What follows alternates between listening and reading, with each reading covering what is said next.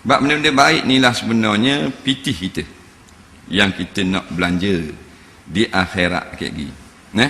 Learning nak pitih juga untuk kesenangan dunia, pitih akhirat nak senang akhirat. Dua-dua pitih kena ada belaka. Tak ada pitih minta sedekah waisang je keke. Tapi kalau kita ada pitih, kita tidak merempak, tidak menupang rumah orang. Kalau kita kaya, orang boleh tupang kita pula. Dan jangan lupa pitih akhirat, segala kerja kebajikan.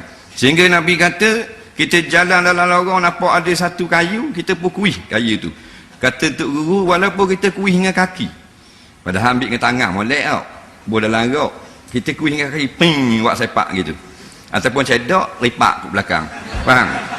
Buat macam bola takraw, maknanya mengalih apa kayu atau halangan yang ada di tengah jalan, supaya orang lain tak kena kayu tu Allah Rabbi sadaqah, pahala di sisi Allah.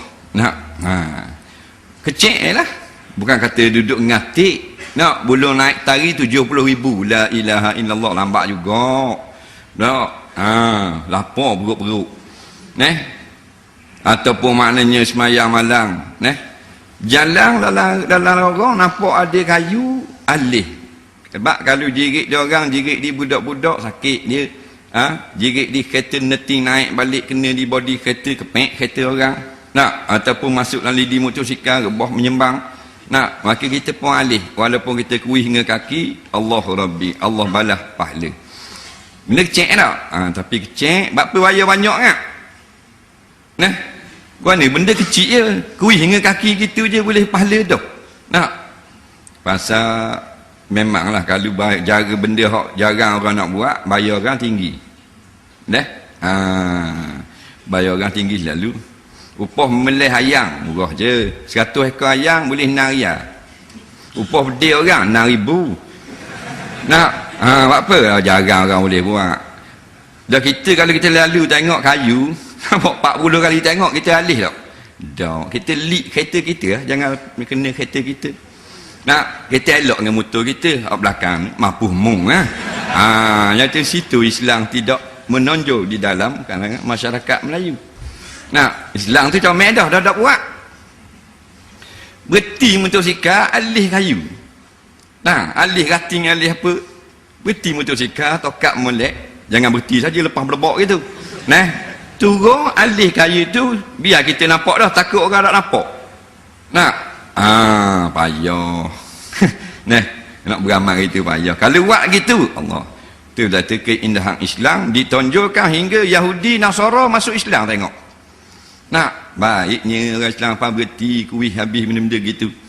Kita lik kayu, ring, tayar pun elok mana belakang mampu mung doli aku. Tu sifat kita. Jadi benda gitu kita dah nak buat dah.